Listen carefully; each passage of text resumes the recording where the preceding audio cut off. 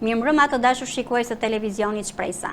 Sot kemi nderin të kemi të ftuar në studio zëvendës sekretaren për infrastrukturën dhe energjisë për qeverinë teknike të Partisë Shpresa Demokrate, zonjën Lindi Tatela. Përshëndetje dhe mirë se keni ardhur. Përshëndetje, ju falenderoj për ftesën, është gjithnjë kënaqësi prezenca ime këtu dhe biseda në lidhje me ndryshimet e ardhmërisë së Shqipërisë. Zonja zëvendës sekretare, qeveria aktuale po has trazira politike dhe pafund kanë lënë pasoja në politikën shqiptare. Çfarë ndryshime pritet në sektorin energjetik? Padyshim që Shqipëria po kalon një tranzicion politik të dukshëm, gjë që ka lënë shenjat e saj në qeverisje dhe në popullatën shqiptare.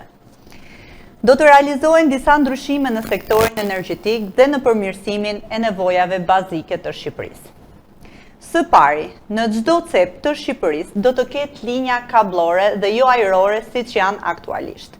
Gjë që do të nisë dhe do të japë sa më pak humbje dhe sa më tepër siguri.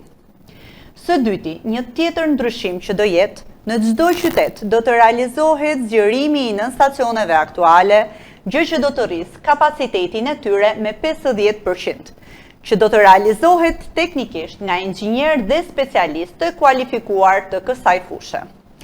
Së treti, do të realizohet zgjerimi i kapaciteteve prodhuese të diellit, të erës edhe të ujit, nëpërmjet sistemit të pompimit nga uji deri ndërtimi i centralit më të fuqishëm në Shqipëri si investim amerikan. Kjo do të rrisë kapacitetin e prodhimit të Shqipërisë dhe rritjen e portofolit në të ardhurat e shqiptarëve. Si plan i ministrisë, do të zgjerohet dhe me kumulator ose shqip që quhen baterit, të cilët grumbullojnë dhe akumulojnë energjinë dhe e shesin me një çmim më të lartë të vendosur nga shteti shqiptar. Në këtë mënyrë, shteti shqiptar kthehet në një monopol i cili është shpërndarës i energjisë për të gjithë Europën. Shqipëria do të rritet pa limit në gigawatt sipas planit shqiptaro-amerikan. Zonja zëvendës sekretare, aktualisht është promovuar qeveria teknike me nëndrejtimin e liderit të Partisë Shpresa Demokrate.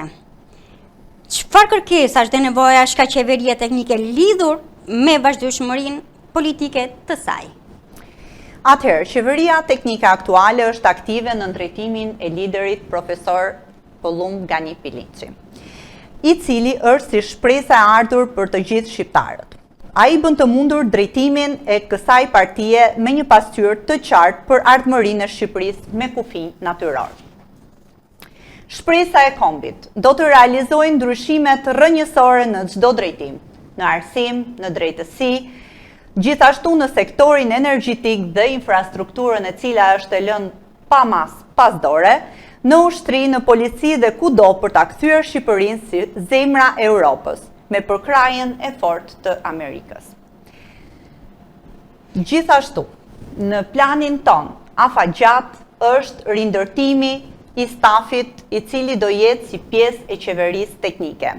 Ftoj çdo të ri shqiptar brenda dhe jashtë kufive të Shqipërisë t'i bashkohet shpresës së kombit, t'i bashkohet Shqipërisë së madhe dhe gjithashtu t'i bashkohet për të zhvilluar me ekonomistë të kualifikuar, me juristë në përvojë, me persona të cilët janë mësues akademik, me inxhinierë të cilët janë në eksperiencë shumë vjeçare, i ftoj ata të rindërtojnë Shqipërinë e madhe.